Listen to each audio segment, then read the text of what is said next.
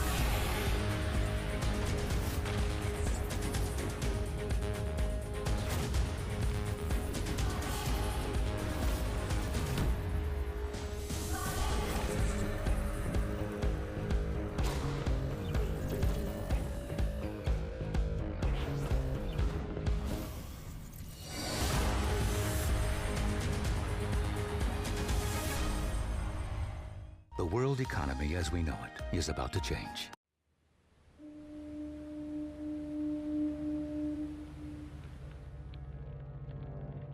A place cannot produce poems. It can only not prevent them. And Freetown is good at that, for Freetown has its own sudden elegances. People are slow to leave it, quick to return. And there are others who come for a year or two and stay for a lifetime, sensing that they've found a city that is in the world, yet sufficiently on the edge of it to have a different resonance. Let me tell you something about this city. All of us, we're all just passing through, and we've all been here forever. Those who came, those who stayed, those who never returned. Tides turn, seasons change, we've waited and we've watched. But we've always been here. We've always listened, because there is a different resonance here. It comes from the river, and the land, and the sky. It's our place, all of us. This city belongs to everyone. And you know when it's your time. And it's our time. Listen, we are Freetown. We are Freetown! The golden rules of Freetown. Don't pretend you're something that you're not. Don't go thinking you're better than anyone else. Or that anyone else is better than you. Don't shout about it. Get on with it.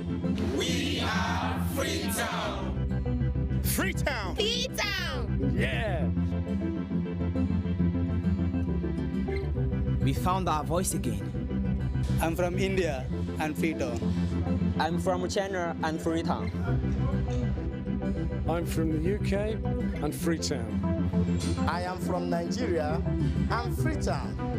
I am from home and Freetown. This city belongs to everyone. The fishermen, the taxi driver, the barber, the drummers, the dancers. All of us. All of us. Everybody. We are Freetown. The past is ours. The future is ours. It's our time again. And this city belongs to everyone. The playwright. The green grass.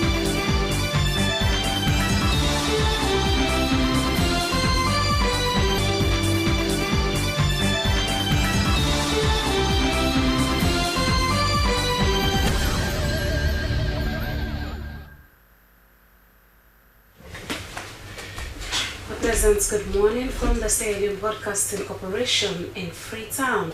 I am Aminata Fofana with the national news. First, the headlines. President Bio returns home following his election as chairman of ECOWAS Authority of Heads of State and Government in Nigeria.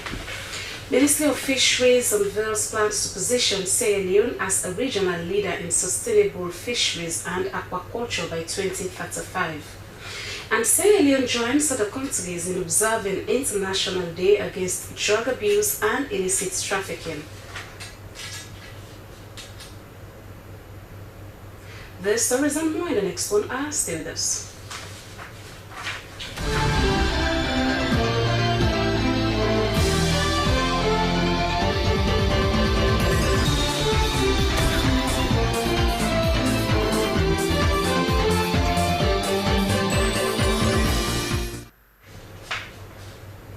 Welcome back. We begin this newscast with the presidency, as President Julius Maada Bio is back in Sierra Leone to a hero's welcome following his assumption to the chairmanship of the ECOWAS Authority of Heads of State and Government in Nigeria last Sunday.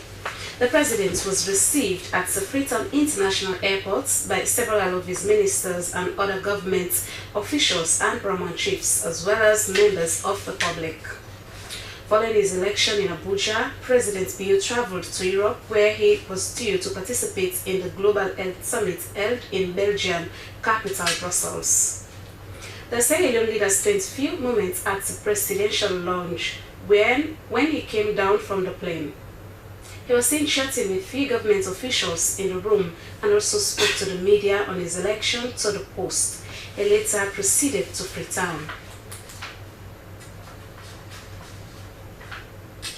Ministry of Fisheries and Marine Resources has disclosed its ambitious plans to position Sierra Leone as a regional leader in sustainable fisheries and aquaculture, setting a benchmark for global ecological stewardship, economic efficiency and innovation, while promoting a prosperous economy that directly benefits the people by 2035. The disclosure came during the Russian Sierra Leone Fisheries Commission engagements held at the Country Lodge Hotel in Freetown. Emmanuel Samura was there.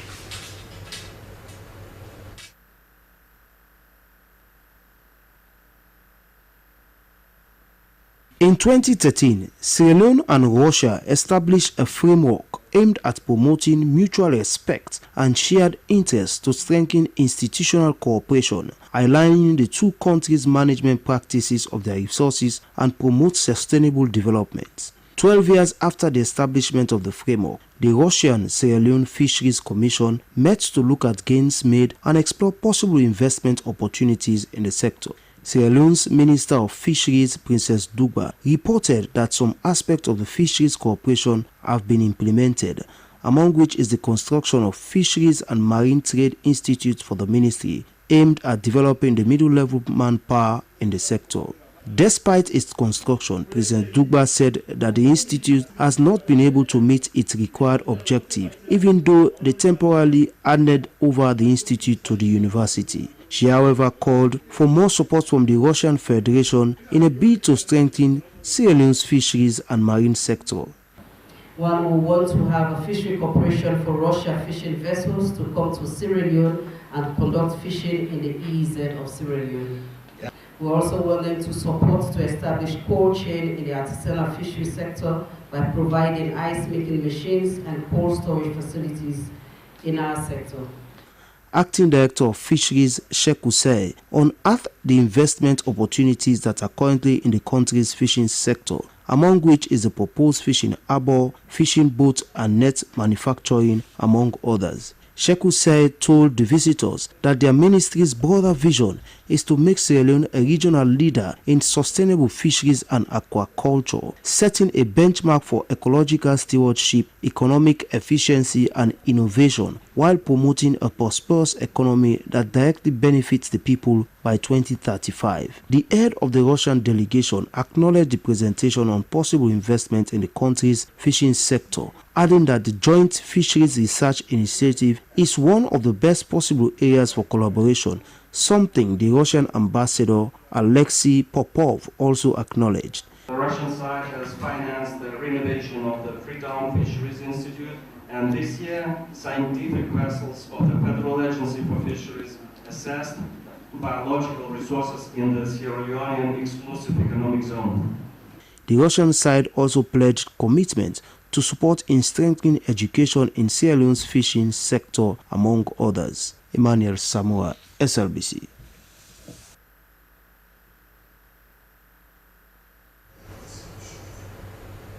Now, in a drive to bolster Pillar 3 of the Fifth Saloon agenda that focuses on aggregation, processing and marketing, the Sierra Leone Chamber for Agribusiness Development, SLCAD, in collaboration with FAO and the Ministry of Agriculture, with support from the European Union, has held a validation workshop to assess and improve the country's agri-processing infrastructure and market linkages farmers. The event took place at the Family Kingdom, Aberdeen. Esther Nene-Kamara was there. The workshop served as a platform to present and review key findings from an ongoing nationwide assessment of the country's agri-processing and market infrastructure. Participants included representatives from farmer-based organizations, processors, companies, and development partners. According to the report presented, processing facilities with better road connectivity tend to be more productive and efficient. However, it was revealed that about 23% of these facilities remain more than 20 miles from the nearest feeder roads, significantly limiting the access to markets and raw materials. Furthermore, the report highlighted that both the outer scheme and the inner scheme of the aggregation and processing models are not functioning as intended. Challenges such as poor infrastructure, limited technical capacity, and weak coordination among stakeholders were cited as major challenges. The government needs to work with the BMO as an SPV that can bring in input dealer companies like Syngenta, like Lima Grain, like UPL, that can bring in seeds that are of high quality, insured, that can give us more yield. You remember somebody saying, local product is expensive than the imported one. Why? Because the yields are low. A representative from FAO emphasized the importance of creating sustainable value chains that support farmers, boost local processing, and ensure market access for agricultural products. Officials from the Ministry of Agriculture and Food Security also reaffirmed the government's commitment to making the Faith Salon project a cornerstone of national food security and rural development. These studies actually have documented good lessons in making sure that we have an efficient and inclusive agri-food system value chain operations, particularly for Pillar 3. So these facilities, the studies has been done in terms of our processing.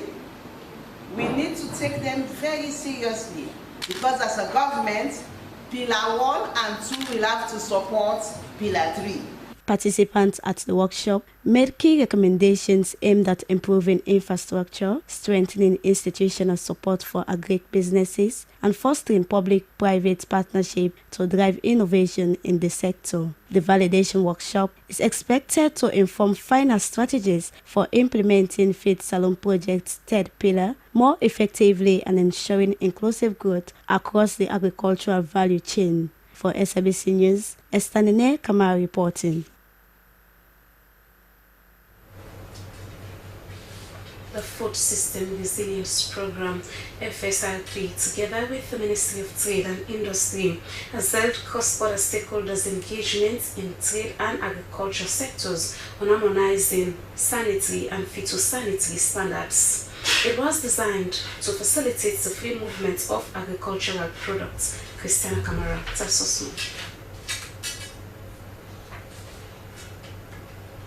The event, which took place at the Atlantic Hotel Conference Hall, Aberdeen in Freetown, brought together cross-border stakeholders in trade, agriculture and health sectors to raise awareness and adoption of the ECOWAS Harmonized Phytosanitary Certificate and related agri-food trade protocols.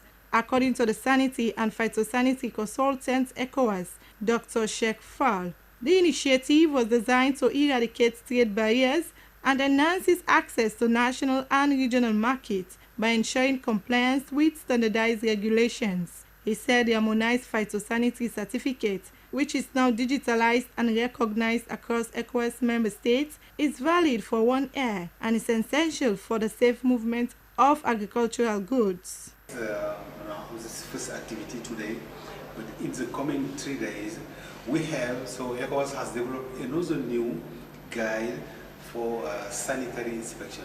It's related to food safety, and we start now the process of training of inspectors at the borders and also inland to familiarize them with the provision of this new sanitary inspection. Head of Crop Protection, Ministry of Agriculture and Food Security, Ali Mansaye, said the workshop was part of the broader strategy of the Feed Salo program, noting they are taking significant steps toward eliminating traffic and non-traffic barriers that have long affected regional agri-food trade. He said the ministry is committed to disseminating those protocols, working closely with the Ministry of Trade and Industry to ensure producers and traders comply with safe trade requirements under ECOWAS frameworks. It's going to help much our exporters in country to be able to move their products within the ECOWAS region and the EU markets, America and the... Participants lauded Ministry of Agriculture and Food Security's leadership and ECOWAS in helping them to understand the guidelines of the Harmonized Phytosanitary Certificate, adding that prior to the training, many lacked the awareness of cross-border trade guidelines. We learn from it, and some of us as leaders who are with progressive people, we keep teaching them, we keep training them that this is your line of limits, this is what you should do. This is, I think, especially for the grassroots, it's difficult because for you to go to that level of moving to another country, you first of all have to be legally registered here as a trader. But if you check, most of them are just buying and selling, crossing down the border. You ask them to pay how many francs, they'll just pay. Participants also provided key recommendations to both ECOWAS and the governments to ensure successful implementation of the initiative, which included strengthening awareness campaigns, improving interagency coordination, and deployment of digital tools at border posts. SLBC News are in Freetown. Christiana Kamari reporting.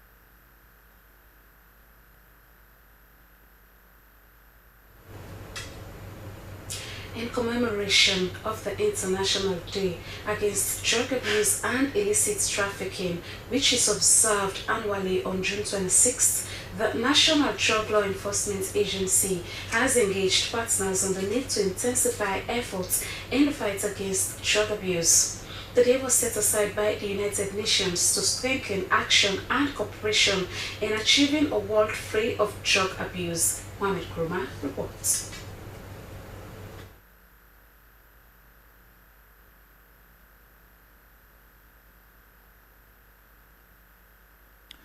This year's International Day Against Drug Abuse and Illicit Trafficking focuses on breaking the chains, prevention, treatment, and recovery for all. The National Drug Law Enforcement Agency utilized the day as a platform to reflect on the dangers of drugs and their rippling effects on society.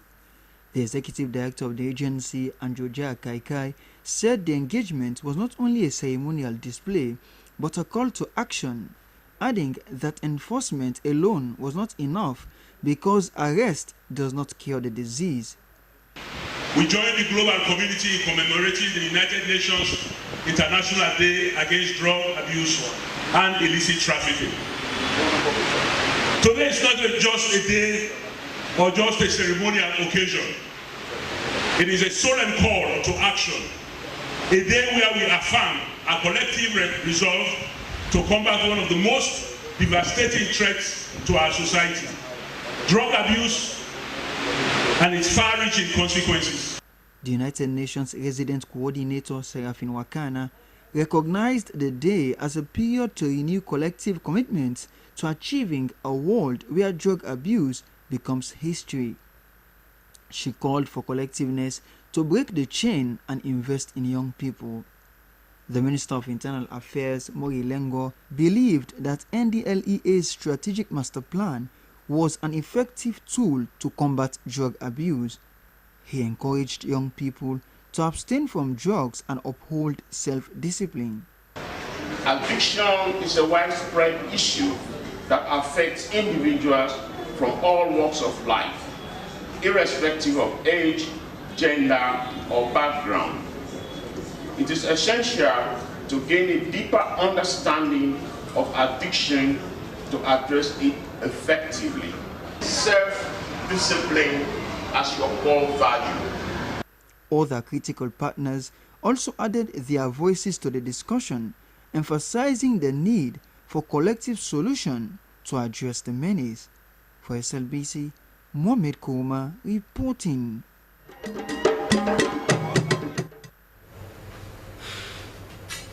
The 7th edition of the Strengthening Family Conference 2025 that is organized by the Church of Jesus Christ of Latter-day Saints with the Office of the First Lady is underway in Freetown. The theme for this event is building stronger families within communities through women's empowerment and child protection. Joseph Turi witnessed the session at the Bintumani Hotel in Freetown and now reports. In here, at the Bintumani International Conference Center, where religious leaders, government officials, diplomats, traditional leaders, women and youth groups all converged under one umbrella and with one goal, and that was to provide solutions to strengthen families and empower women in particular. Families have been considered as the very fabrics that hold society. The leaders present said it was needful for the rest of society to work in solidarity to make better homes that would build stronger communities. President Inter-Religious Council Sierra Leone, Archbishop Edward Tamba Charles said, as a religious body, they were deeply concerned about the well-being of families, which for them were the building blocks of society. He also said, good marriages were key to strengthening families and community as well. He appealed for families to introduce sex education, talk about gender issues, adopt systems on the use of social media for their children, and for governments to review the salaries of family members in the civil and public service so they could provide adequately for their dependents. The Second Council of West Africa, Church of Jesus Christ of Latter-day Saints, Elder Isaac Morrison, centered his address on women's empowerment and its benefits to the nation. He said enabling women was not about individuals' recognition, but about transforming systems where their contributions were valued, encouraged, and sought after. To nurture in these powerful ways, women must be nourished themselves through education, opportunity, faith, and support. We often hear the slogan or the saying, quote, when you educate a woman, you educate a generation, close quote.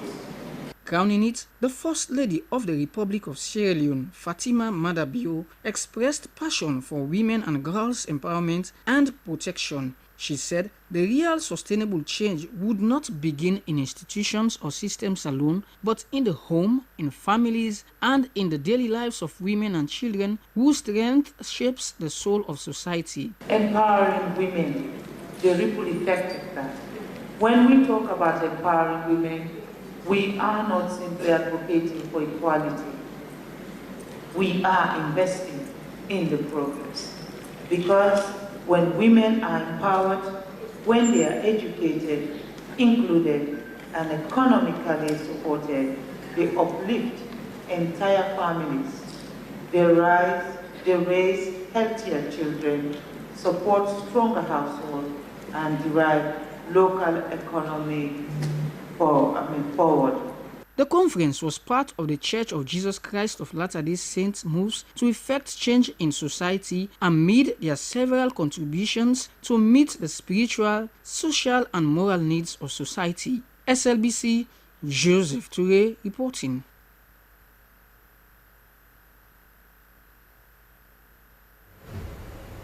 The Minister of Gender and Children's Affairs has called on stakeholders for a multifaceted approach in creating an enabling environment for the girl child in Sierra Leone. Dr. Esata Mahoy made that statement during the official launch of the girl-led research on the theme Shifting the Power, Advancing Girl-Led Research, organized by the Action Aid Sierra Leone. Moses Conte was there in Channel Reports. Amidst the numerous strides made in the years to ameliorate challenges facing girls, there have been reports of domestic violence, drug abuse, teenage pregnancy, and so many others. According to the girl-led research report, most of the challenges girls faced are due not only to parental neglect, but also as a result of lack of financial support and weak implementation of certain policies. Why we prioritize women's rights work? Actually, we view the rights of women and girls as central to achieving sustainable development and social justice. We also recognize that patriarchal norms, harmful practices, and gender-based violence and economic inequalities disproportionately affect women and girls, especially in rural and hard-to-reach communities. So for us, we always try to push for gender equality as a fundamental human right. We also work in challenging patriarchy and structural discrimination of women and girls. We also work towards promoting women-led and girl-led solutions to the development challenges they face in their communities. The research was done in 5 deprived communities in Freetown, targeting groups from age 14 to 24. Including community stakeholders and parents. The findings reveal the impact of financial difficulty on girls, well-being and education, educational disparities, pointing out a superior enrollment of boys into school than girls due to limited resources. It also indicated drug abuse among girls, especially kush, as well as child marriage and teenage pregnancy. Minister of Gender and Children's Affairs, Dr. Esata Mahoy, acknowledged the challenges girls are going through, call on stakeholders for an approach in creating an enabling environment for girl child in Sierra Leone. What is clear from this research is that girls do not need saving. They need space, support, and systems that work for them. And this is where our collective role as stakeholders becomes not just relevant, but essential. The Ministry of Gender and Children's Affairs recognizes that we cannot solve these problems alone. This is why a multifaceted approach is required. Over the years, it was believed that only girls who are living in the provinces are faced with multi-dimensional challenges, but according to this report, this situation has changed dramatically. Moses Conte, SLBC.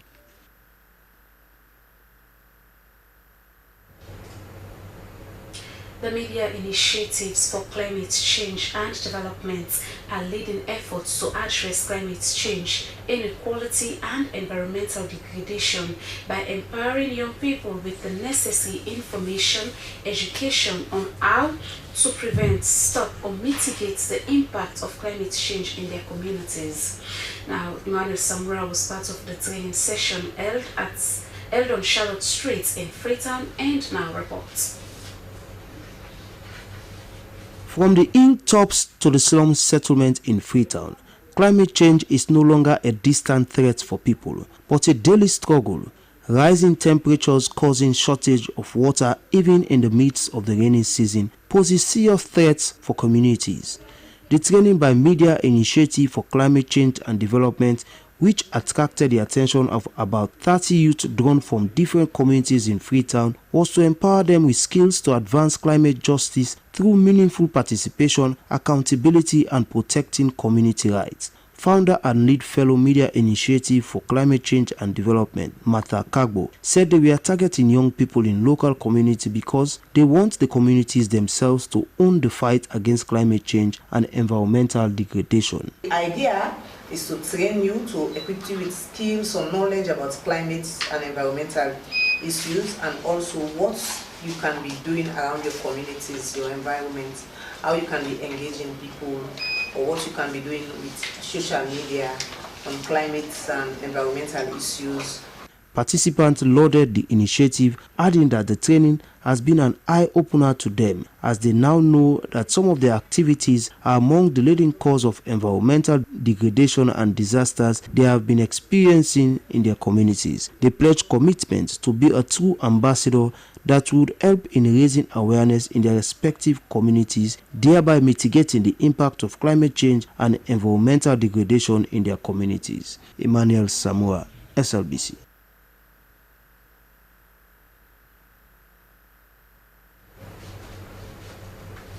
In a bid to promote urban development in Sierra Leone, the Ministry of Lands, Housing and County Planning, with support from the African Development Bank, convened a high-level workshop to validate the core proposals of the Lungi Spatial Development Framework. The framework, seen as the key to unlocking inclusive growth, environmental protection, and regional transformation, has now drawn attention on land vulnerability and sustainable urban expansion. Esther Nene Kamara witnessed the event and now reports.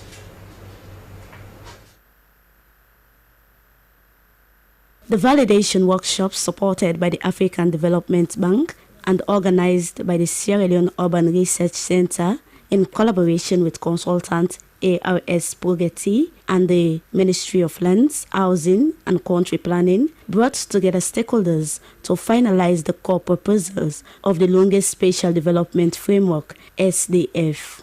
The objectives of the workshop were to validate the SDF's key recommendations for converting Lungi into a viable city. Key findings revealed that much of Lungi's landscape comprises wetlands, making the area highly vulnerable to flooding. These geographical and topographical assessments have major implications for infrastructure planning, environmental conservation, and settlement expansion. The framework also proposes the integration of 3 chiefdoms into the new city formation due to the limited size of Lungi town itself. This integration is viewed as necessary to accommodate future urban development while ensuring regional equity and resource sharing. Also a lot of innovative interventions that will need to be pursued, and these come across in terms of some of the good examples that other countries have really pursued, especially in terms of making the wetlands become touristic but also very attractive spots. So there are a lot of things that we are thinking about. For the land that is suitable for development, we are also proposing a variety of uses. Participants at the workshop stressed on the importance of a proper transportation system and environmentally responsible planning for flood mitigation infrastructure to safeguard residents and attract sustainable development. You have laid out the vision, the goals, etc. for the Lungi city. But I think a key component of that has to be the link between Freetown and Lungi, which is the bridge, right? I don't think you can downplay this. I mean, I think you have an opportunity here with this study to lay a great emphasis on this bridge. As the spatial plan moves towards finalization, participants agreed that a successful Lungi transformation depends on a collaborative governance, data-driven planning, and prioritizing the voices of local communities in shaping the urban future of this strategic peninsula. For Slbc News, Esther Nene Kamara reporting.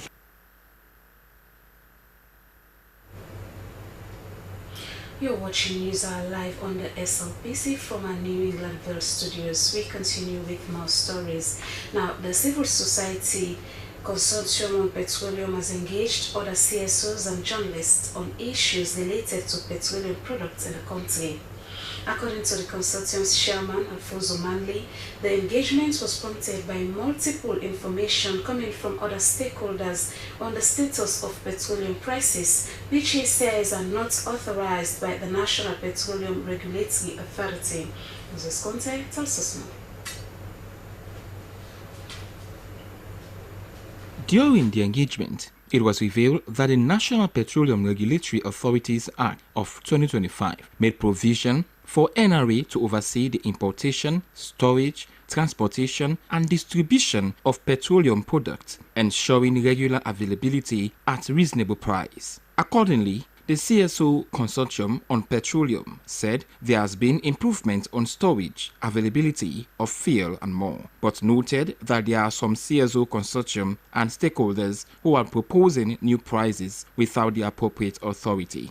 The NPRA is the only institution that is charged with that responsibility to regulate the prices for petroleum products based on the pricing formula. No other institution or individual has the right to announce fuel price, either upward or downwards. No one has that authority except PRA. And this is what we want the public to understand. Hearing people are suggesting price, no, go by what PRA regulates based on the pricing formula. There are two factors that are responsible for the prices of petroleum. The international Platts, which is the price for refined products, and it is only PRA that has the Platts in Sierra Leone. And the other factor is the exchange rate, the leones to the dollar. Mark you, the OMCs, oil marketing company, purchases this fuel not with leones, but with dollar.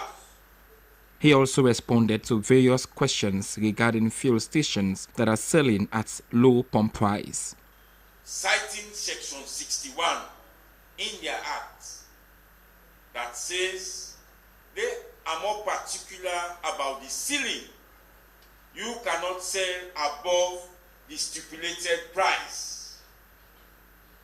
If government says the price is 27, you are not expected to sell 27.1. But because of public interest and because they want to promote fair competition, you are allowed to sell below the market value. And they listen to some of our concerns.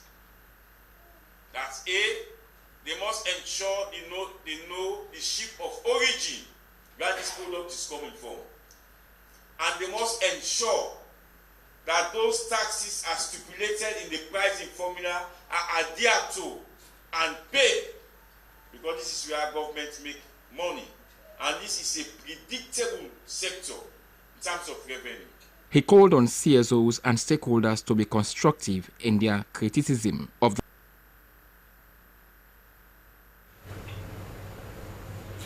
And it's our time for the international news.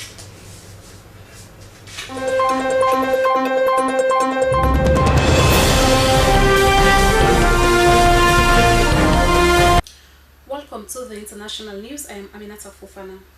Ecuadorian authorities have recaptured fugitive drug trafficker Jose Adolfo Macias, known as Fito, in a dramatic operation more than a year after his high-profile escape from prison. The leader of the notorious Los Coneros gang was arrested in his hometown of Manta following a 10-hour joint military and police operation. The arrest occurred in what appeared to be the basement of a residential house. Footage released by the Ecuadorian military shows the moment Macias was found hiding in a small space beneath a kitchen counter, with an armed officer pointing a gun at his head as he confirmed his identity.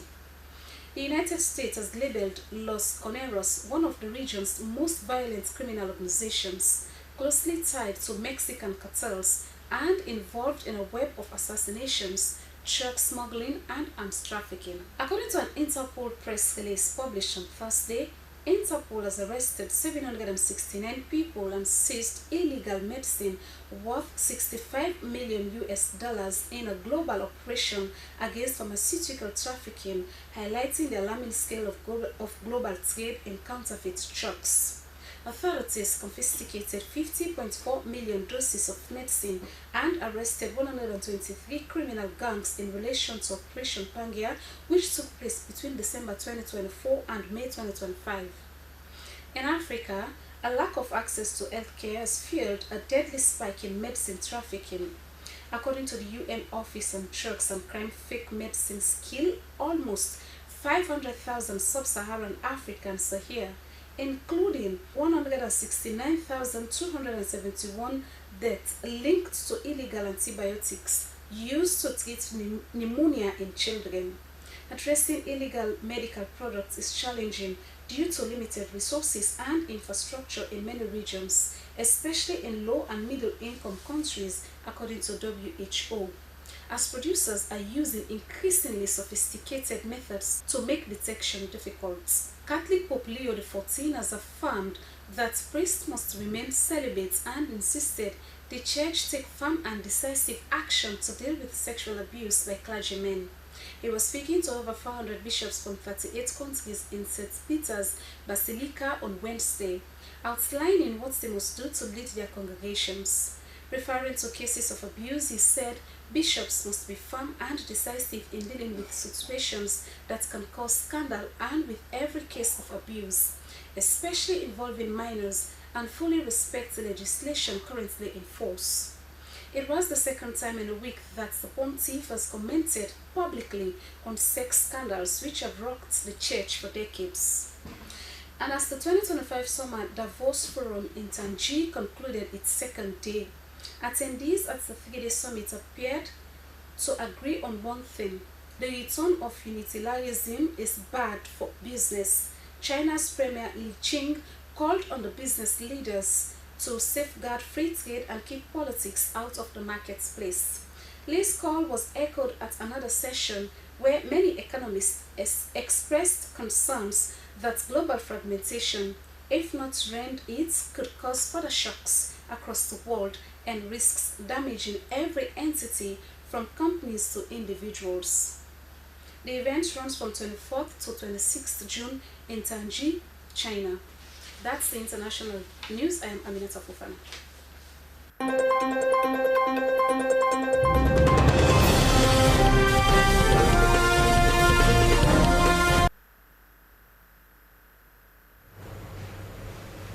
From the international scene, we move over to our business news.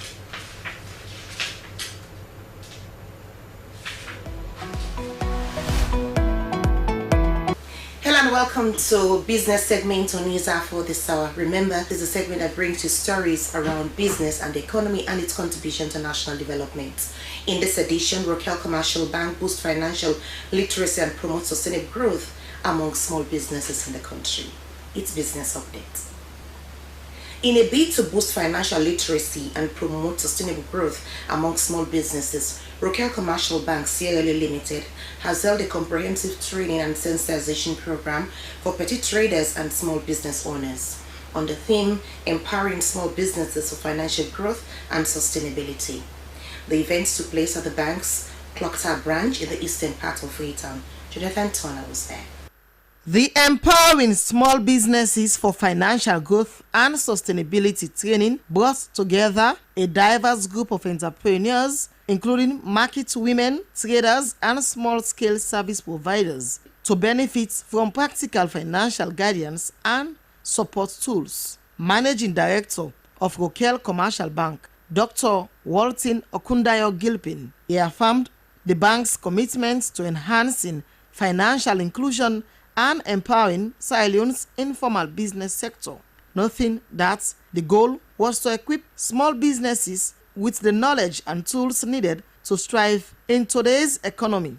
The program featured sessions on managing business finances and encouraging savings, maintaining good credit and accessing finance, strengthening business with simple records, options and benefits, and embracing digital banking and mobile transactions. The bank's SME departments played a leading role in the training, with Matthew Kaikai, SME officer, guiding participants through key strategies for business growth. SMEs, and this particular program basically is geared towards ensuring that in as much as they are part of this portfolio, they can be able to record their transaction, they can be able to have the opportunities to know exactly what they are buying and what they are selling, and also for them to have the consciousness, which is very critical to our operation, that they are part of this particular product. Remember that when you talk about sustainability, we talk about financial inclusion.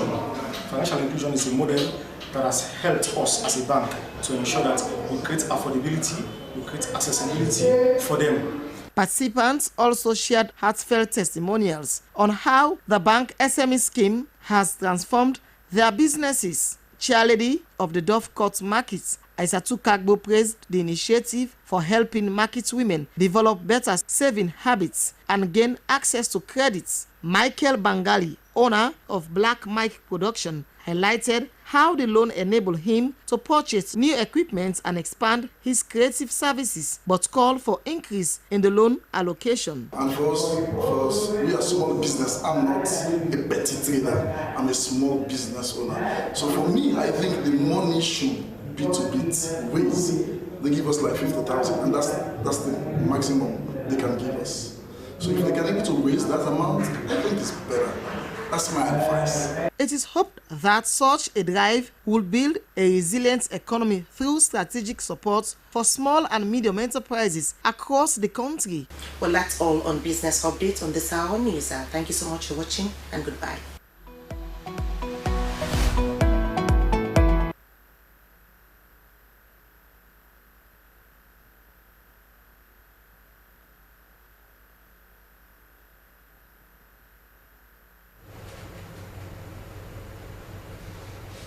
Well, from the business news, we move over to our entertainment news.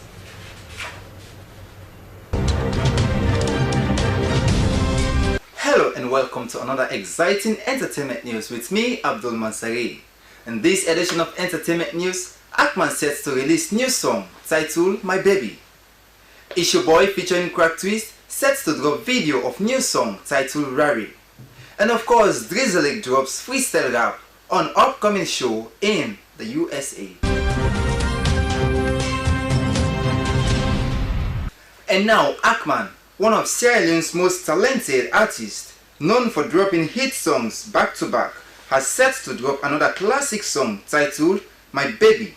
The star took it on his Facebook page and informed everyone to stay alert for the release of the song on the 30th June 2025. Akman, who is notable for his creative styles and slogans in music, has left fans on their toes on the new release.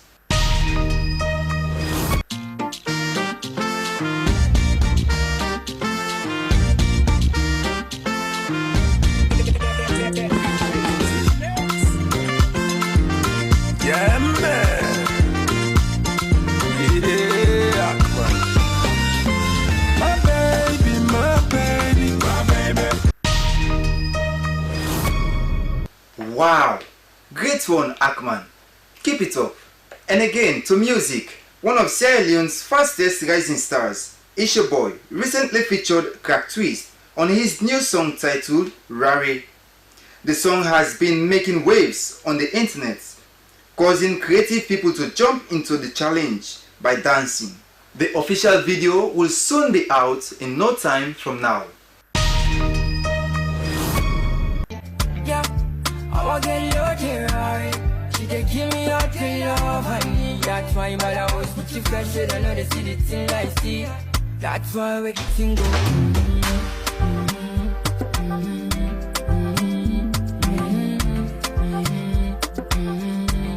That's why. Yeah, I swear what the girl them do you. Yeah, but I'ma get low Ferrari. She dey give me all the love. But I'ma get low Ferrari. They give me up to love I need. That's why my house put you fresh. I know they see the thing I see. Yeah, I'ma get low Ferrari. She they give me up to love I need. That's why my house put you fresh. I know they see the thing I see. That's why we can go.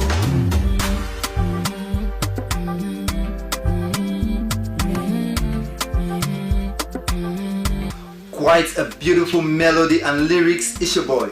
We can't wait to watch the video. And finally, Drizzle, one of Sierra Leone's most favorite and loving artists, has dropped a new freestyle rap on the internet to whet his fans' appetite and to inform everyone about his unique upcoming show in Washington, D.C., United States of America. He called for Sierra Leonean support to grace his occasion in the States. Them born me in a Freetown. Them was me in a Bafpan. I've been still a creep with the rebel in the Japan. Rest in peace, my granny and my grandpa. Then raised me well. Last stubborn life introduced me to Latin. Beats all they do for me. Back them up with backhand. I jump from one skit to another like a Tarzan. I don't go from running around chasing empty promises. Now I walk around like a king na me kaftan. Baby say me na disease. Okay, sell the tickets now. Sell the tickets. Okay, I get show on July 5. Next week Saturday. Now Washington DC. Howard Theater. Tickets today for sale at drizzlylick.com, the website. Wow, the rap is awesome. Sierra Leoneans, let's support our own by buying his ticket on his website. Well, that's all we have in this edition of Entertainment News. And now I've been your presenter, Abdul Mansari. Bye-bye.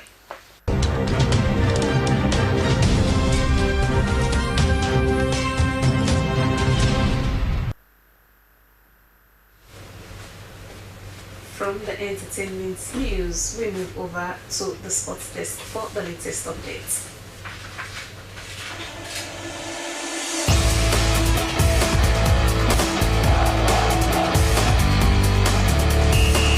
Thank you very much. In this edition of the updates, we turn our attention to Sierra Leonean footballers making major European moves.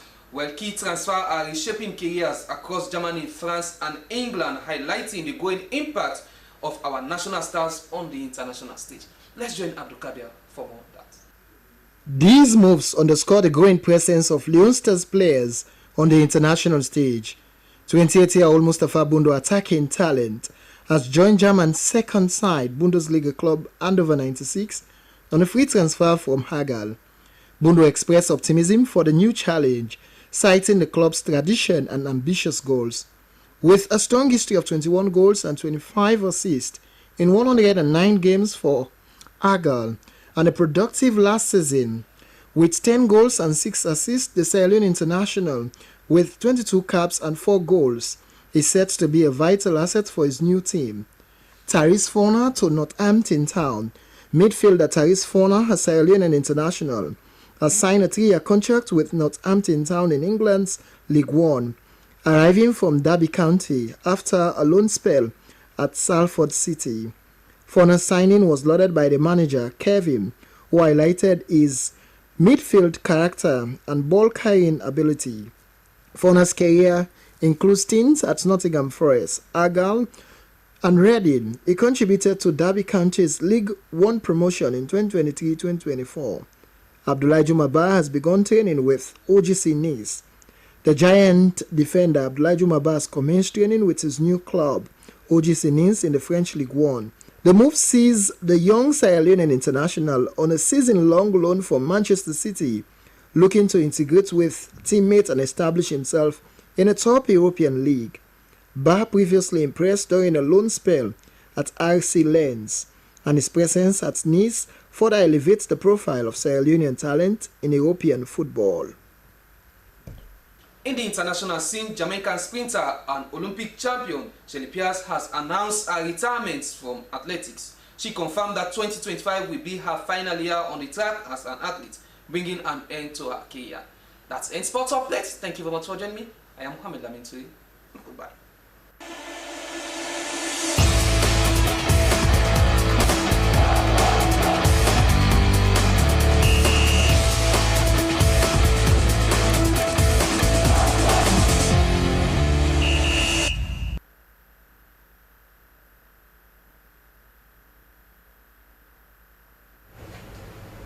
And from the sports updates, we end the news, but before we close, here is a recap of the main points.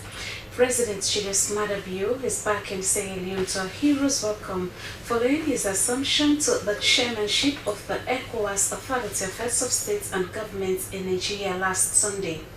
The president was received at the Freetown International Airport by several of his ministers and other government officials and paramount chiefs, as well as members of the public. Ministry of Fisheries and Marine Resources has unveiled plans to position Sierra Leone as a regional leader in sustainable fisheries and aquaculture by 2035. And Sierra Leone has joined other countries in observing International Day Against Drug Abuse and Illicit Trafficking on the theme Breaking the Chain, which focuses on prevention, treatment and recovery for all.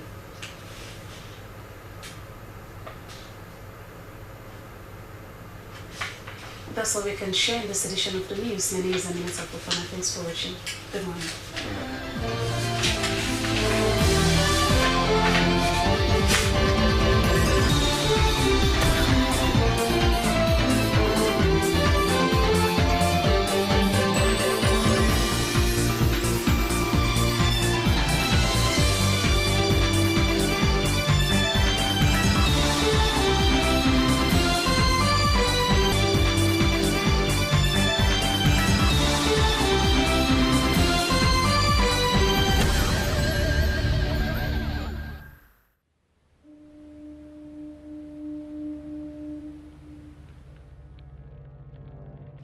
A place cannot produce poems.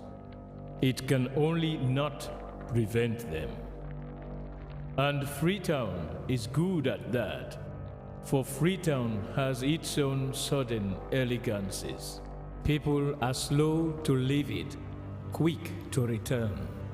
And there are others who come for a year or two and stay for a lifetime, sensing that they found a city that is in the world, yet sufficiently on the edge of it to have a different resonance. Let me tell you something about this city.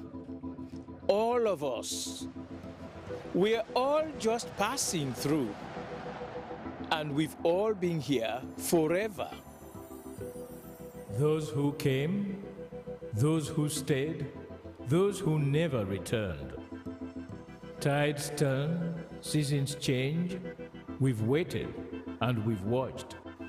But we've always been here. We've always listened, because there is a different resonance here. It comes from the river, and the land, and the sky. It's our place. All of us. This city belongs to everyone. And you know when it's your time. And it's our time. Listen, we are Freetown. We are Freetown! The golden rules of Freetown. Don't pretend you're something that you're not. Don't go thinking you're better than anyone else. Or that anyone else is better than you. Don't shout about it. Get on with it. We are Freetown. Freetown. Freetown. Yeah. We found our voice again. I'm from India and Freetown. I'm from China and Freetown. I'm from the UK and Freetown. I am from Nigeria and Freetown. I am from home and Freetown. This city belongs to everyone. The fishermen, the taxi driver, the barber, the drummers, the dancers. All of us. All of us. Everybody. We are Freetown. The past is ours. The future is ours. It's our time again. And this city belongs to everyone. The playwright, the greengrocer, the teacher, the dog. This space is ours. This light is ours. The beaches are ours. The rivers now we own. The roads are ours. The bridges now we own. We are Freetown. We are all visitors and we've all been here forever. We've got the mightiest river. And the biggest sky. And there's a resonance again. Freetown. Freetown. We are proud of this place. We love this city. And we want you to love it too. We are proud of this place. Na pass we all dey pass like stranger dem, but we all don't dare from them.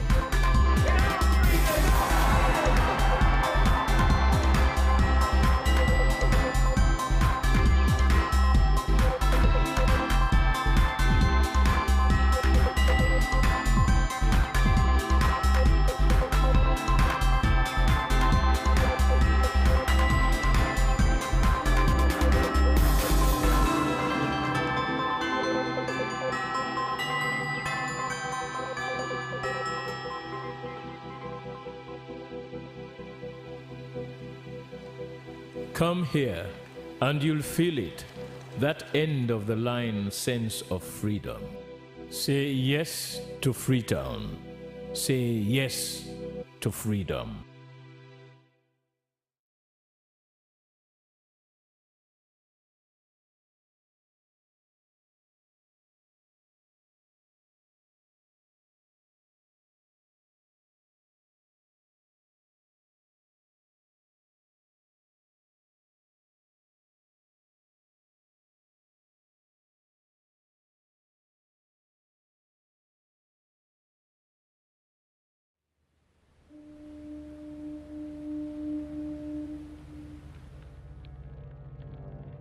A place cannot produce poems. It can only not prevent them. And Freetown is good at that, for Freetown has its own sudden elegances. People are slow to leave it, quick to return. And there are others who come for a year or two and stay for a lifetime, sensing that they've found a city that is in the world, yet sufficiently on the edge of it to have a different resonance. Let me tell you something about this city. All of us, we're all just passing through, and we've all been here forever. Those who came, those who stayed, those who never returned. Tides turn, seasons change, we've waited and we've watched. But we've always been here. We've always listened, because there is a different resonance here. It comes from the river, and the land, and the sky. It's our place. All of us. This city belongs to everyone. And you know when it's your time. And it's our time. Listen, we are Freetown. The golden rules of Freetown. Don't pretend you're something that you're not. Don't go thinking you're better than anyone else.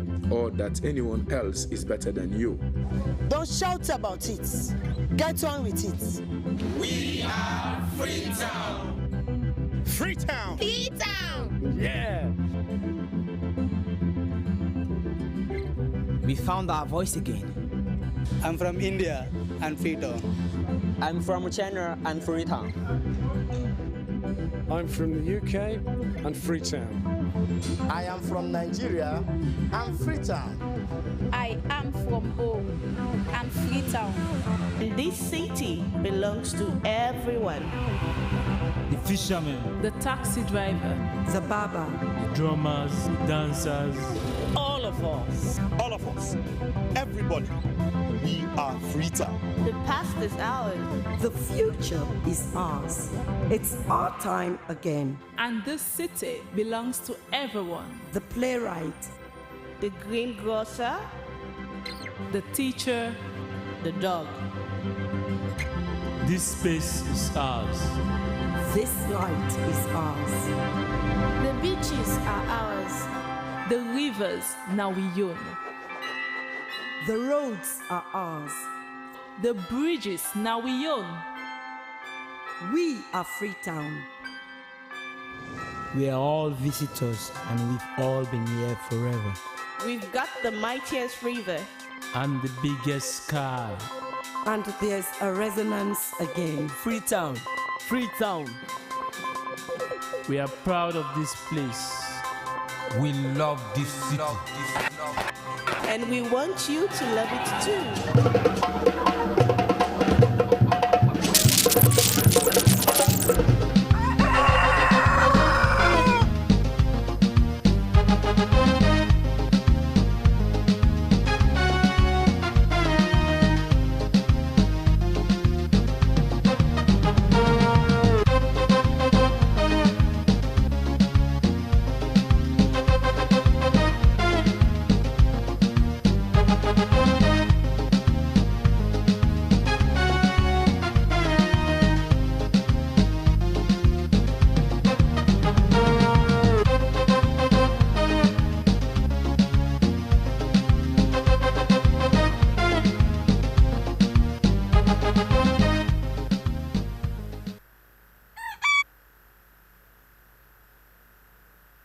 Friday, the 27th of June 2025. This I welcome you to Good Morning Sierra Leone, the program that starts your day with analysis and in-depth views on current events that are happening in the country. We are your presenters. I am Esther Sako.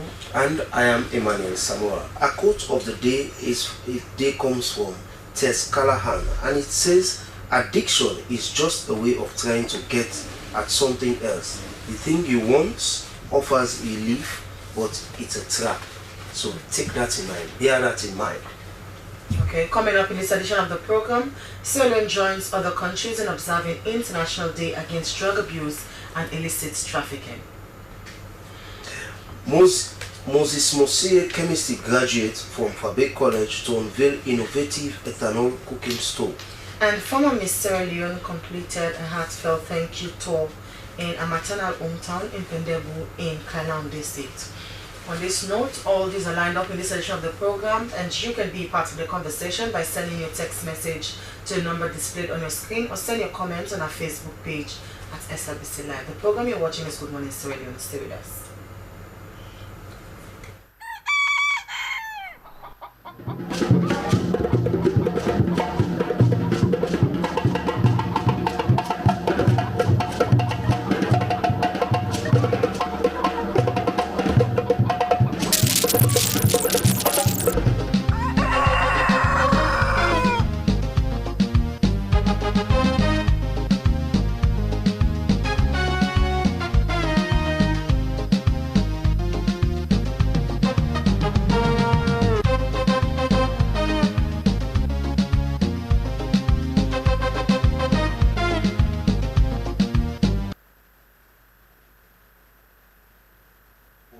Is Good Morning Sierra Leone live on the Sierra Leone Broadcasting Corporation, where we start the discussion proper to our first headline story.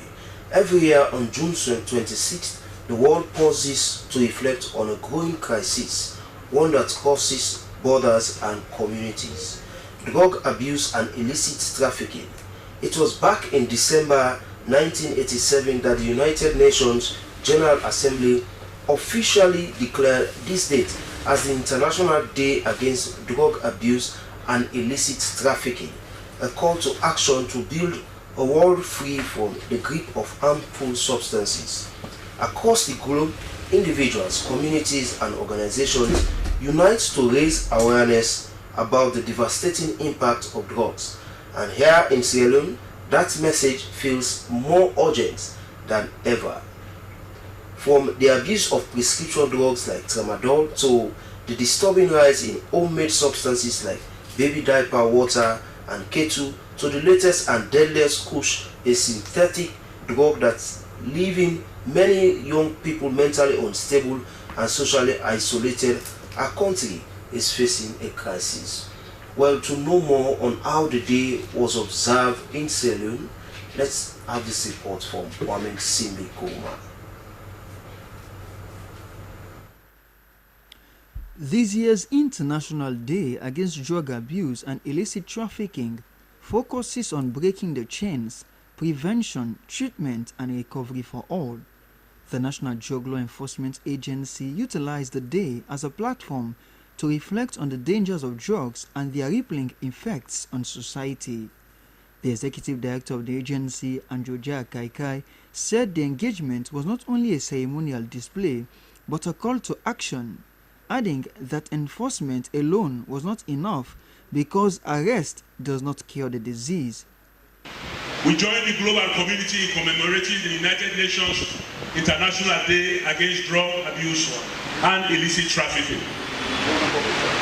Today is not just a day or just a ceremonial occasion.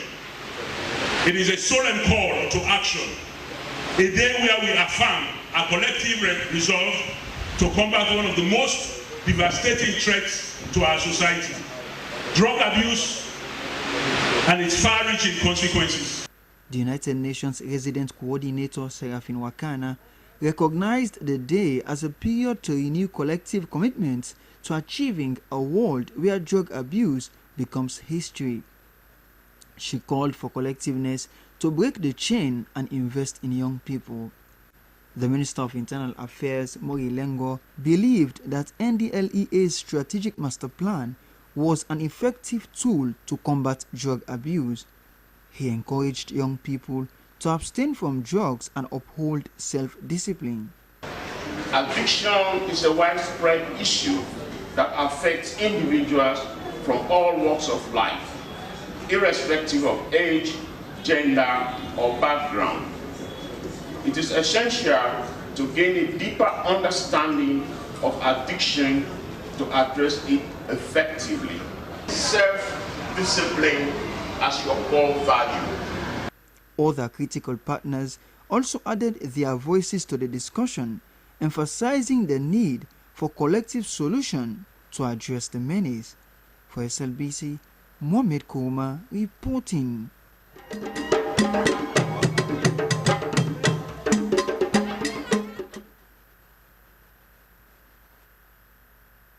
Thanks there to Mohamed Simbikoma for that report. So after that, we'll move on to another issue. As former Miss Sierra Leone contestant Janet Mugbe, widely known as Sizer, has completed the heartfelt thank you tour in her maternal hometown in Pendebu in Kenema district. This marks her first return since proudly representing the district at the finale of the Miss Sierra Leone Beauty Contest in April. Well, what led to the thank you tour and a community engagement? Well, to answer this question, we have in the studio Janet Mugbe, aka Ziza, and she's former Miss Sierra Leone Beauty contestant. Good morning, welcome to the program. Good morning, thanks for having me. Okay, so before we go into your thank you tour, first of all, tell us how was the journey like contesting for Miss Sierra Leone 2025? So a lot of people will say this year's Miss Sierra Leone was tense. It was overwhelming, but however it was fulfilling because I represented my district with pride, representing 16 chiefdoms, carrying the mantle on my head on a national platform, but then again demonstrating our resilience, our strength, and our powerful culture, telling Sierra Leoneans what we are really made of. So how would you describe the journey so far? The journey was tense, but it was worth it because there are so many experiences I've learned and I will have them for the rest of my life. So take us through the tour that you did what was the reason for the tour in your district? So like you rightly said, it's a thank you tour after representing Kailon district on the Miss Sierra Leone platform. So after the pageant in April, I felt the need, though a lot of people say, why did you take so much time? Because I was engaged in so many activities, I was having health challenges. So in June last weekend, I decided to go to Kailon to just say thank you to the people of Kailon for giving me the opportunity to represent them on a national platform. It takes grace, it takes belief for them to allow me to represent their district. So I went there to tell them that I am grateful, and we all know gratitude is the most. So yeah. So Janet, looking at the contest and everything, when I saw you, I kept wondering what's really moved this particular individual to go into pageantry. So many people do not even believe in multitasking. A lot of people say, oh, you are a journalist, you're into media, why pageantry? So I believe for me, pageantry is not just about hitting the runway, but that is why we have a segment that is called Beauty with a Purpose. I am more interested in that segment because it is used to add my voice to voices that are unheard, especially women and girls, to tell stories or issues that have been sidelined or neglected. That is what prompted me to go into pageantry. So on the stage, you are there, to represent a district, and you saw your fellow pageantry, you are part of everything. What was the feeling knowing that I'm coming to compete against these people, some of whom have been in that stage before me, but maybe I'm a new kid in the block when it comes to the national stage? What was the feeling like? So, competitions, any competition, sometimes you can be nervous, sometimes it will be tense. But then again, I had the strength, the courage to grace the stage. In as much as we had a 1-week campaign wherein we went along with a lot of us, we collaborated, had the sisterhood bond. But then again, this is a competition. Everybody wants to win. You can never be friends with your competitor on the moment you're competing. But then I looked at it as if there is life after Sierra Leone, and yes, we can be competing, but it's a healthy competition. Though I was ruthless, I was proud, but I was a bit nervous, but I went there to represent my district, and that's what I did. So Esther, before you come in, coming out the stage, facing the crowd, and then you have to, you have to pose and do those of your catwalk and every other thing. What gave you that courage? Where did that courage came from? For you to say, oh, I'm going to face this public and I'm going to face Sierra Leone to show my worth. So, as a media personality, I have been engaging in a vast crowds of populace. But then again, I have never been so prepared than my first appearance, which was the introduction. I was prepared because I knew that was the vast crowd I was going to see. That was what I was anticipating. That was what I envisaged, and that was what it really was. A lot of people are going to be there because this is a national pageant. But knowing fully well I am representing Kailaun district, that alone is what gives me so much courage and grace. And I was prepared for the first appearance. I went there so subtle, so calm, and did justice to my introduction. So at first, when I was not nervous, it was when I went along then I became nervous. But at first I was expecting the population I saw, so I was ready for the introduction. So Janet, you actually represented the people of Kailaun district in Miss Sierra Leone. How would you describe the level of support that you got from your people? Because you actually went there to represent them. Were there any level of support from them? Yes, there was. So the Kailaun people are so supportive, and they ensure they step in any way possible. They supported me on social media. They supported me financially. They supported me in, support is not only about the financial help you give somebody, but how you serve as an inspiration, as a courage.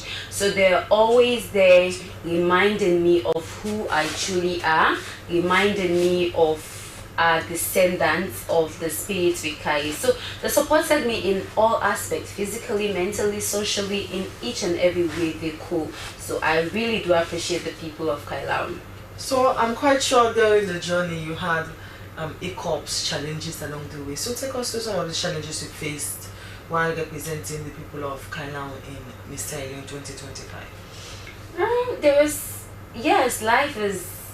There will be challenges, but I don't really focus on challenges. So because I don't believe in making excuses, I believe in just finding solution.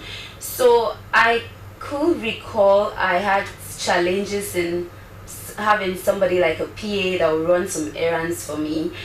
But then again, everything, I can say I was a bit prepared. I was ready. I was expecting this because I already did my research about the Miss Sierra Leone pageant. So there was not much of challenge because I was just focused on having solutions. So Janet, when you know that when you go into this contest, you have different, on the sidelines of the contest, you have different people that will be saying different things, and when you are there, you are privy to your phone, and the comment that your people were making, some of those comments, did they inspire you or did they pull you down? Because some people then make comments that, oh, why should you waste your time on this thing? Thank you very much for that question. I think these are some of the things we need to be speaking on. So while representing Kailan, or during my journey to the Miss Sierra Leone pageant, you know, it came to a certain peak. Everybody was rooting on social media for their contestants and all of that.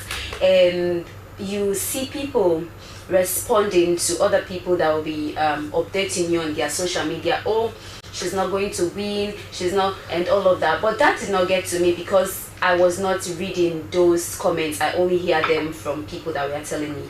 But you know, as humans, there is no way we have like blood in our system. There is no way you be strong enough to actually take in some things or some situations. So when we are in the camp, you receive a lot of text messages or comments from people you don't even know.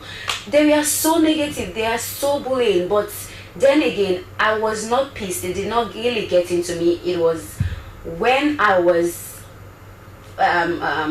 the day for the Miss Sierra Leone pageant, I had access to my phone. I think that's the worst thing somebody should ever do, and I just feel like if you have somebody that will be representing or that will be competing on a platform, whether it's national or international, please don't text them anything negative or anything that will pull them down. So I received a text from my cousin, and she said, quote and unquote, the person we think say they support you, not only you in the support, you're another person in the support, and they root for this person ruthlessly, and that really break me. And I was like, I went to this person, he's from Kailan, I went to him.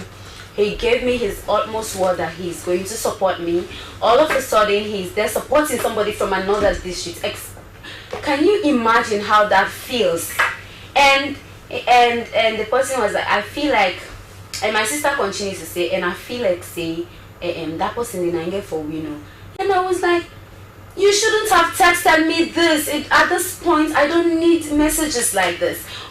When they called the results and I opened my social media, like you're a total stranger to me. You don't even know me, and I told you you're not going to win. You just wasted your time, and you just wasted your money. I was expecting this, fainting, like all of these comments. I don't even know you. Why there's so much hate? This is total bullying, especially on social media from strangers you don't even know. This is what I want. This is my passion. Just allow me to do my thing. To some point, this will really get into you if you don't have a thick skin on how you respond to this. That is why people come on social media and say all sort of things. But I will not stoop so low to come on social media to banter words with people. But then again, people should stop this negativity. It's so much. And like that's why mental health discourse, like it's something we should really be discussing. Because I think I'm a public figure, I'll just suck that in. What about other people that do not have thick skin? How would they react to it? It was too much, honestly. So what were the lessons that you learned from this entire process, going through the bullying and the challenge you highlighted with regards to having a PA? What lessons did you learn during the process? So one of the lessons I learned is that you should always have somebody that will run your errands, especially somebody that knows you to help you get some things done, especially maybe you will not have the opportunity, because when we are on the campaign, it was a challenge to come out. It was not even a challenge, we are not allowed to come out, so you need to have somebody that will get things done for you. And I think that's one thing I have learned. You need somebody that you ensure knows you. But the lessons learned, there were so many lessons learned, honestly. Lessons learned, like people will just watch you from afar. They don't even know you, but they don't just align with your spirit, and for that they just come to social media because they see you posting your pictures and they have issues with you or all sort of things. And what I also learned is that some people that you think are in your circle, they are not really in your circle because they don't even really believe in you. They are not even supporting you. They are just there because they want to be there. But then again, I also learned you always ensure that your circle is so supportive to you, because I didn't mean that I have people in my corner that rooted for me, that fixed my crown. It would have been a challenge. Maybe I would have run away. But your comeback it's really what matters, because despite of what you've gone through, win or lose, then how you react, how you come back on social media, there is life after Miss Sierra Leone. Here I am going through my stuffs, empowering myself. Like, there's just life. You don't need to be stuck on how people perceive or define you. That is their own mindset about you. Just like what Madam Nasu Fofana said, you cannot determine how people feel or think about you. If you want to change that, you cannot change that. And if you give them the power to think it's getting to you, then you've lost it. So these are some of the things I've learned. So Janet, you were there even though I watched the program, but not till the end. You know, some people watch it till the end, some people are not able to sleep. They are sleepless night because they wanted to watch it and they do not want people to tell them. So as someone who, you know, was part of this contest, what is that particular thing that you really showed that indeed this thing is what Kailaun is known for when you were on that stage, that made you unique on the stage? So the Kailaun people, we know we've produced so many leaders in this country. We've produced we are known for our hospitality, and also we're known for our country club, just like what I'm putting on now. But what I was focused on was our cacao produce, because this is what mainly the people of Kailaun are known for. And also, a lot of Sierra Leoneans do not know that this is what we use for chocolate production that they benefit from, coffee that they benefit from. So I just, I told the whole of Sierra Leone, this is Kailaun. We have this cacao and this is what we are known for. And if you see my district costume, it was so unique because I am sure we had the cacao on the batik, and also we have the cacao itself on the district costume that I wore on that day, and that was what I demonstrated as a Kaitonian. Okay, so let's talk on this outreach that you did at Rural Community Girls School.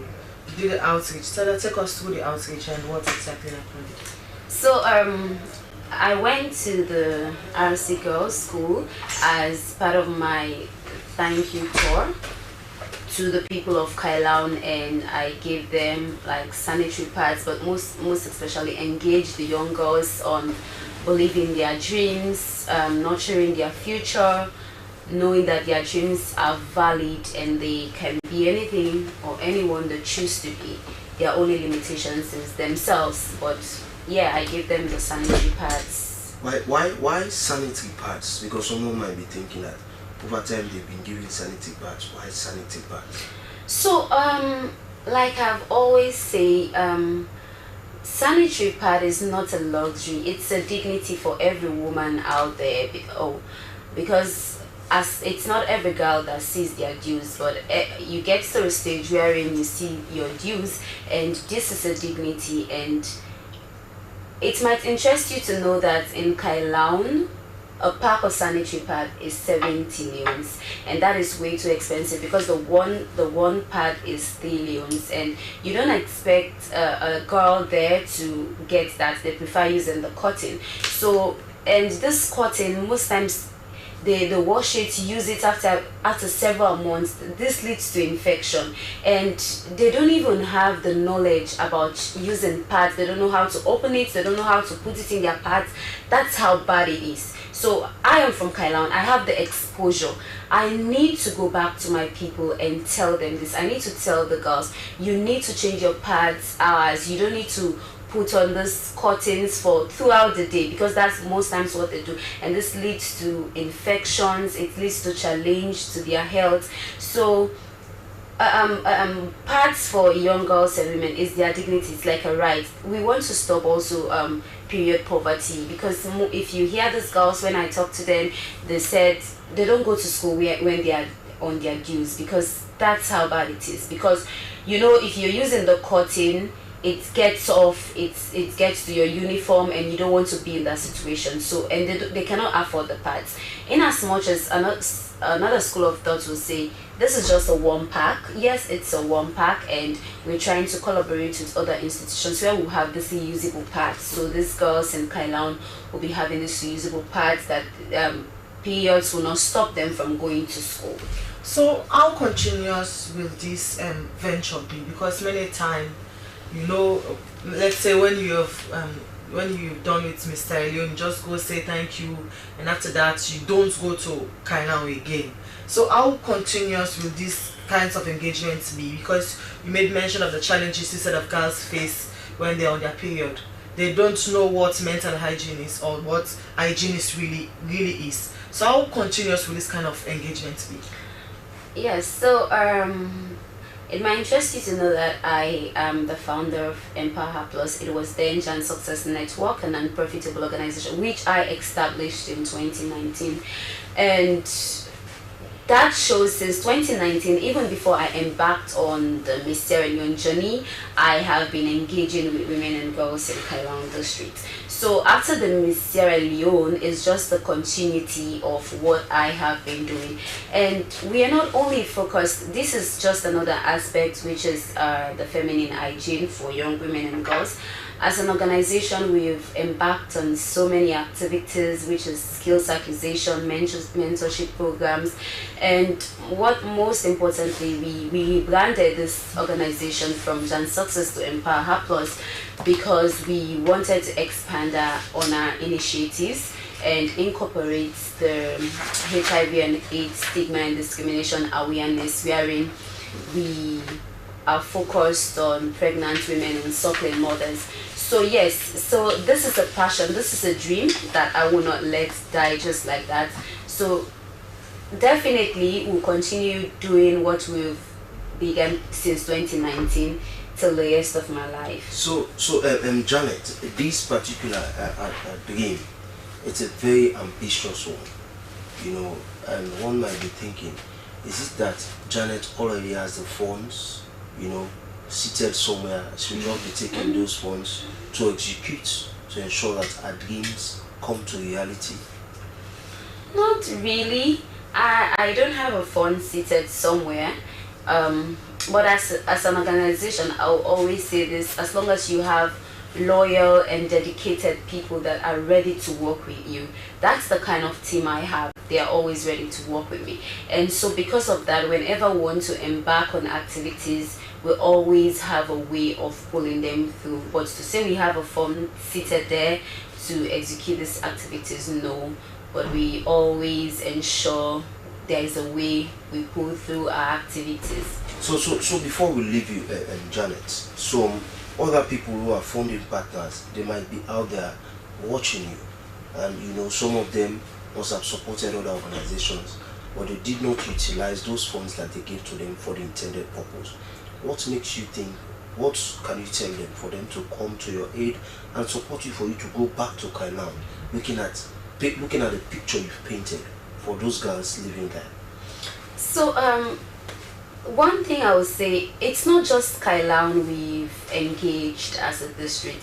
We've engaged also the people of the Isipu community, we've engaged Makeni, and we want to ensure that we cut across all the districts in Sierra Leone. So if I have been doing it single-handedly without fundings from specific institutions or organizations, that tells you a lot. So if I have the opportunity to have funding from specific donors, I will just go beyond, because I have so many initiatives, but because of the limited resources, I am unable to execute them. One of which is pageantry is not just about hitting the runway, but also it builds your confidence in public speaking, it builds your confidence how you talk as a lady. So we want to ensure that when we have the Miss Sierra Leone competition, we don't want to just have representatives that are from Kailan that are based in Freetown. We want to ensure that we take representatives from Kailan district itself. But how can we do that? Is when we've ensured that we've equipped these women when it comes to public speaking, when it comes to their attires when it comes to how they carry themselves, how they speak. So yes, so I'm sure if these donors come to our organization, since we've been doing it single-handedly, it's a win for us, it's a plus for us. We'll do more. Okay, so what's next for Janet Mugbe after Mr. Leone? What should be expected of people of Kenema, people of Sierra Leone, and those that are your fans? What should be expected from you? Thank you very much for that question. So when I went to Kenema, so because a lot of newspapers wrote that Dr. Samabanya said I should not give up, a lot of people then assume maybe automatically you will be going for Miss Sierra Leone again, but we still have time.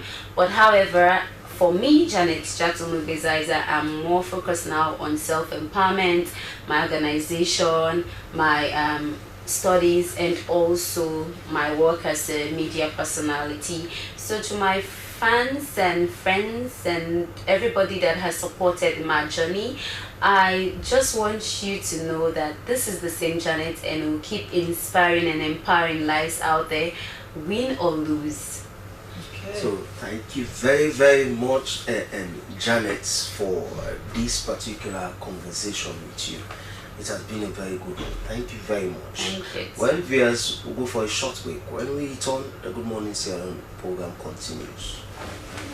As a mother of the house, whenever I want to prepare palm soup, there's no need pounding palm fruit. All I need is Nkulenu's Ghana's original palm soup base. My soup is done, and its preparation, it is not difficult at all. Nkulenu palm soup base, it's easily done with no difficulties. Just take few ladles and your soup is done. And its flavor, it's amazing. This is Nkulenu's Ghana's original palm soup base. And this is Nkulenu's Ghana's original spiced palm soup base. Iron fruit and turkey berries are naturally added. Also available brown gold natural cocoa powder, sunny gold brown sugar, neat fufu flour, shito, pisa, and moringa. All available at Nyami Ado Enterprise, 1 Lower Waterloo Street, Freetown. Nkulenu palm soup base. Ghanaian original taste.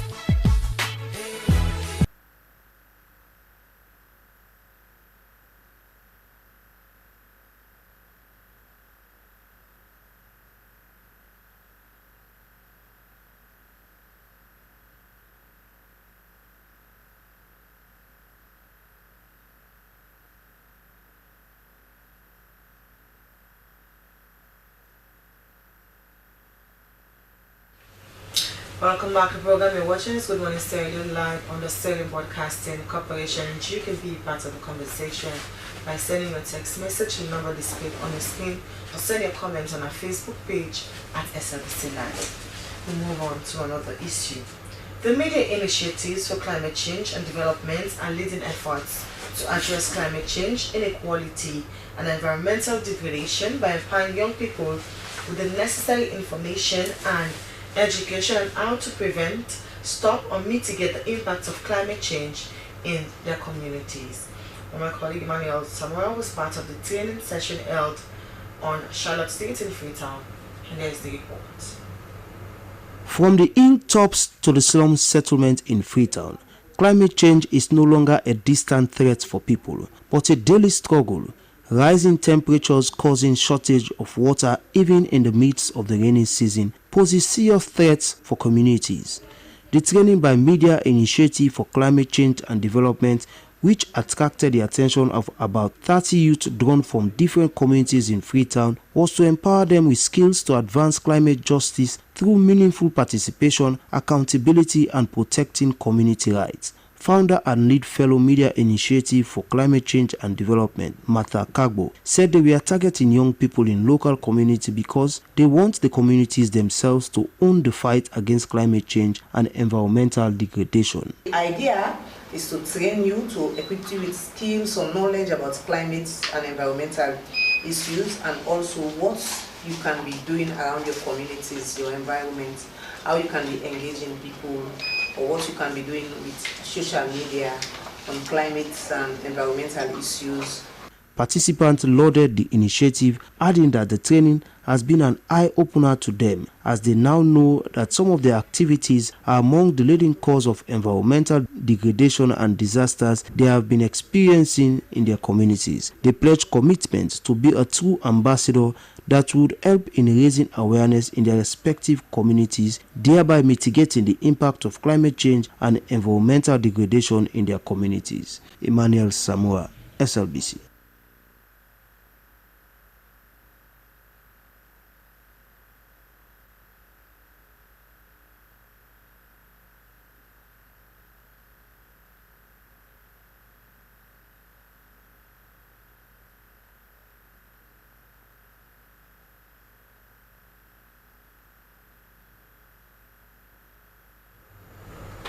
Okay, thank you very much to myself for that report. We're still on environment and story that has to do with us protecting our environment in an effort to tackle the growing sanitation crisis in Freetown.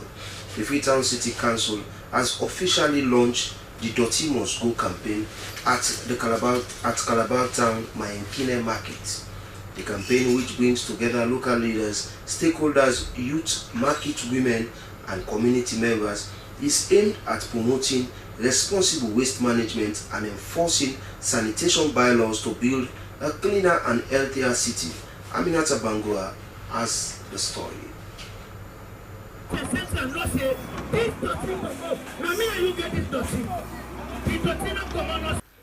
The event featured a symbolic start to clean up efforts, with a caterpillar clearing heaps of dirt from the market area and a public address vehicle moving around to sensitize traders and community members on the importance of proper waste management. The campaign brought together local authorities, stakeholders, youth leaders, market women, and residents who pledged their full commitment in a united call for a cleaner and healthier Freetown. Mayor Yvonne Akisoya stated that the purpose of the gathering was to launch the new sanitation bylaws.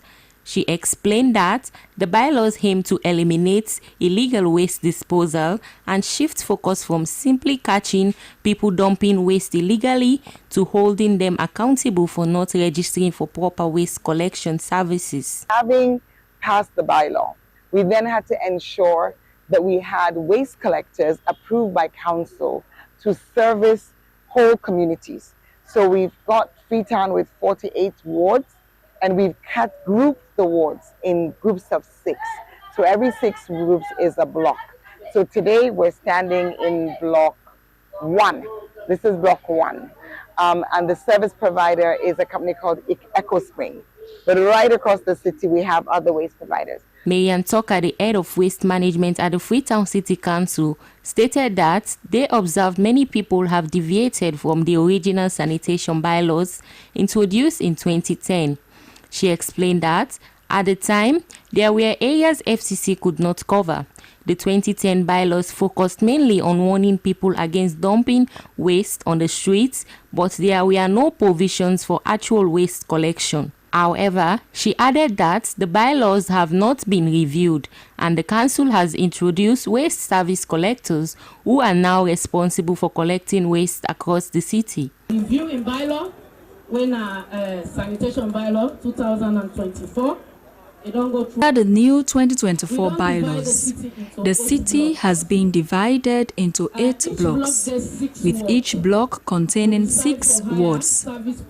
We have decided to hire individuals who will visit households and register residents to ensure that waste is properly collected. So send on time from Freetown City Council to take measures. We don't hire service providers there. This particular block gets a service provider. Honorable Rugiatu Rosie Kanu stated that everyone is aware of the damage caused by improper waste disposal. She explained that when people throw away waste during the rains, it blocks the drainage systems and leads to flooding. She advised community members to be watchful, noting that many people dispose of their waste at night when they believe no one is watching. The campaign is an important part of the city's bigger plan called Transform Freetown, which focused on improving public health, protecting the environment, and making the city grow in a clean and sustainable way. SLBC, Aminata Bangua reporting.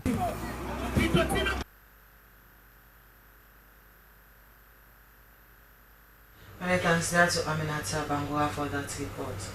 So, Emmanuel, as we can see from the mayor of Freetown and also those in Freetown City Council, they're actually fighting to ensure that the issue of Doti must go, because they've actually launched a project, a campaign, Doti must go. When you look at the streets of Freetown, the manner in which the city is being congested with plastic waste, what would you say with regards to that? Well, I hope the initiative is a good one. Frankly speaking, genuinely speaking, the initiative is a good one. But mind you, in Sierra Leone, oftentimes we bring the initiative, but the implementation of those initiatives, this is where the catch is. We bring the initiative and they are laudable ventures, but we are not able to implement those initiatives the right way that we should implement them. So this is a problem. You understand? Because when you look at the Dotimo, Freetown, when you talk about Freetown, when you go about Freetown, the place is especially plastic. Yes, this has been a challenge, especially with regards to this plastic. A lot of initiatives have come up to ensure that this plastic pollution is being curbed. There's a plastic policy, and we see different organizations embarking on beach cleaning and all, but it's still a challenge with regards to this plastic. So, what in that area, what do you think should be done as a government, because you see one challenge that we face, first of all, is the influx of this plastic companies. You see every now and then any new plastic company just comes up, and Sierra Leoneans are not in that. They are not enlightened as to when they use plastic, what should be done with these plastics. And truly speaking, when we talk about laws, Sierra Leone is one of the countries in the world or in Africa that has the best laws. We have plethora of laws, but the implementation of those laws are always the problem. When you look at plastic itself, bringing those laws, it's one thing, but implementing them is another. Before now we are talking about the Freetown City Council used to have bylaws, and the mayor, they just let me say, they've looked at the bylaws and they've put new bylaws that now reflect the current reality of Freetown, what we are faced with. But what I always say is that you've put this law. Last time the city council person was there and I asked the question, yes, we now have this law. How can this law be implemented? Now I know now that they are now in the awareness raising stage of the law. But I asked the question, why can't they put those trash cans along the streets? Because if they are trash cans, if someone then drop it on the dirt or the floor, then you know that this person have done something wrong. And also behavioral change. Yeah, that's a challenge. That, because I always say it's leadership. That is behavioral change. It's a problem. If in Sierra Leone, we just need to, the government or authorities, city council, they just need to give an example of what can be done when someone flouts these laws. For example, if someone throws dirt on the roadside, if they start catching people stop doing that. Before now, we used to see these trash cans in different parts of the country. I could call, we hosted the lady from Freetown City Council the last time, and she was asked on the trash cans, and she said there are actually trash cans on the streets of Freetown, but you don't see them. But I told her. Exactly. So another challenge that many times about this issue of dumping of waste is regards these guys that call themselves clean saloon. You see them move about the streets, and they are even the ones that, it's alleged that they are the ones that steal these trash cans. They sell it to those guys that are into iron and all. So that has been a challenge in the country. Well, what has exacerbated the issue, for these trash cans, even those railings that government place on Abacha Street and all of those areas, if you go to those areas, you see now that those railings, they are on the floor. Yeah. And the next thing, those boys will take. The boys that are doing that are the ones that are under the influence of this kush. Because they want money to go and buy the kush, so they usually take it. But those boys that are involved in this clean salon, I have seen some of them. They throw the debt. In fact, they come to your house, they collect money from you, they charge you, you pay them. After which, when they go, especially when it's during this rainy season, sure. You just dump it somewhere else, you know. And this is bad, you know. So behavioral change is one, and also, you know, they say government has always been using, or city council have always been using the cult approach. Now I think enforcement. Now I think they should use both the cult and stick approach, sure. Because the stick approach will now change behavior, sure. Saying that indeed, if I put debt here when I should not supposed to do it, then I'm going to be locked up in prison. People stop or pay a fine. You know, people stop doing that. But in Sierra, it's only in Sierra you see people inside jeep and then they throw debt outside. That is very, very bad. And when you want to question them, they start telling you off. And these same people, when they go to those other countries, they behave. Yeah, as they see people behaving there. So Emmanuel, let's move on to the review of our front pages of our local tabloids. And my first pick here this morning is the Awoko newspaper, and its banner headline saying Afri-Bank at 30, a catalyst for Africa's economic resilience and financial sovereignty. Vista Group's strategy driving Africa's growth with local capital. Shabro Island City is more than a deal, quoting Idris Elba. And civil society protests 29% slash of Western area Peninsula Park. Well, my first one here is the Pyramid newspaper, and it says livelihoods shattered by stall demolitions.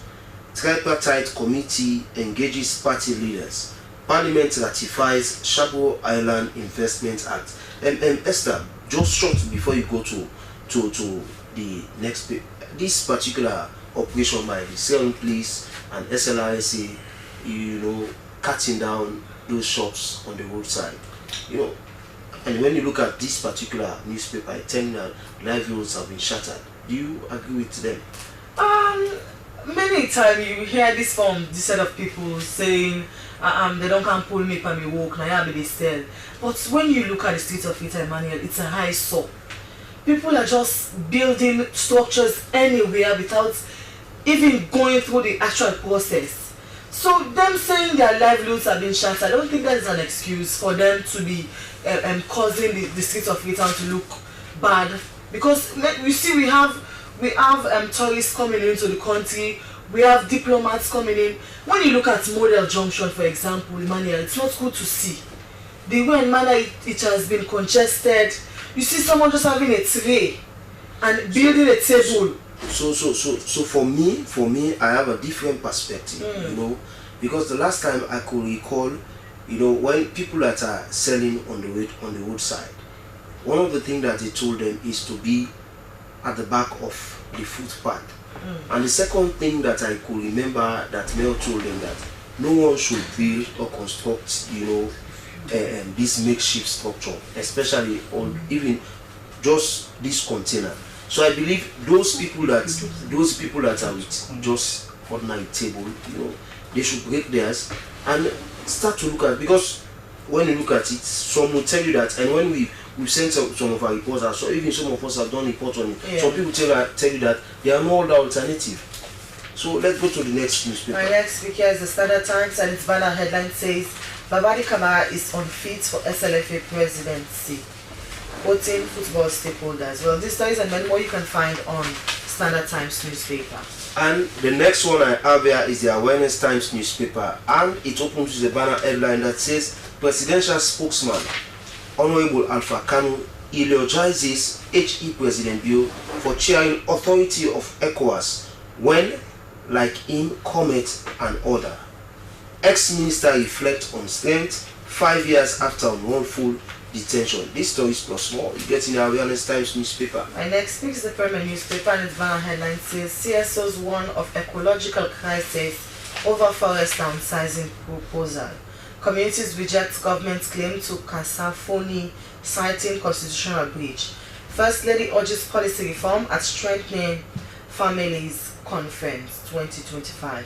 And Sierra Leone aims to be West Africa's newest oil and gas exploration frontier. These stories and many more you can find on the Premier newspaper. The next one I have here is a satellite newspaper, and it opens with a banner headline that says, "Revealed why President Bio clinched the ECOWAS chair."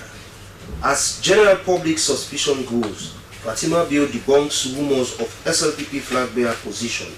SLMA Saudi Arabia discussed bilateral maritime partnership in London. These stories plus more you can get in the satellite newspaper. My next pick is the political newspaper, and its banner headline says, "Asa wants Jala VC out. Model traders decry demolition notice. MPs, others top corruption list report. SLFA on the brink of change." These stories and many more you can find on the political newspaper. And the next one I have here is the exclusive newspaper. It says, Minister Salima Ba in Norway for the Internet Governance Forum. Unity is the key to 2028 elections. Lansana Dumbia, the APC Sky, says. Ministry of Environment signs MOU with local government ministry. These stories plus more you can get in the exclusive newspaper. My final pick is the Expo Times newspaper, and its banner headline says, "Ministry of Finance trains MDAs and local staff on asset and inventory management. 2 sometimes to 6 month imprisonment or do community service in Kenema." ETSA Kono issues external outage notice in Koidu Town. Start SL engages stakeholders in pilot cartography meeting in Mara Chiefdom. These stories and many more are lined up in the Expo newspaper. Well, the final one I have here is the Global Times newspaper, and it says MPs approve Idris Elba's visionary eco-city for Shabu Island. ECOWAS Bank President congratulates President Bio. NRA is the only institution that determines petroleum prices. SLPP, where are the elders? Former Speaker of ECOWAS Parliament congratulates President Bio. These stories plus more you can get in the Global Times newspaper. Viewers, mind you, the views that we've just read here, they do not reflect the views of the SLBC. We are just merely reviewing the headlines of the local tabloid. They want to say to every good thing must come to an end. So this is how we draw the cutting down of today's edition of Good Morning Sierra Leone. We want to say a very big thank you to you, the viewers, and also want to say thank you to our studio guest, Janet, and also want to say thank you to our production crew, especially our producer, William Wise. We'll quickly take our quote of the day, and it comes from Tess Callahan, and it says, "Addiction is just a way of trying to get at something else. The thing you want offers relief, but it's a trap." I have been Esther Sako, wishing you a lovely weekend. And I have been Emmanuel Samuel. Goodbye. Stay glued to the SLBC. Mother of the house, whenever I want to prepare palm soup, there's no need pounding palm fruit. All I need is Nkulenu's Ghana's original palm soup base. My soup is done, and its preparation, it is not difficult at all. Nkulenu palm soup base, it's easily done with no difficulties. Just take few ladles and your soup is done.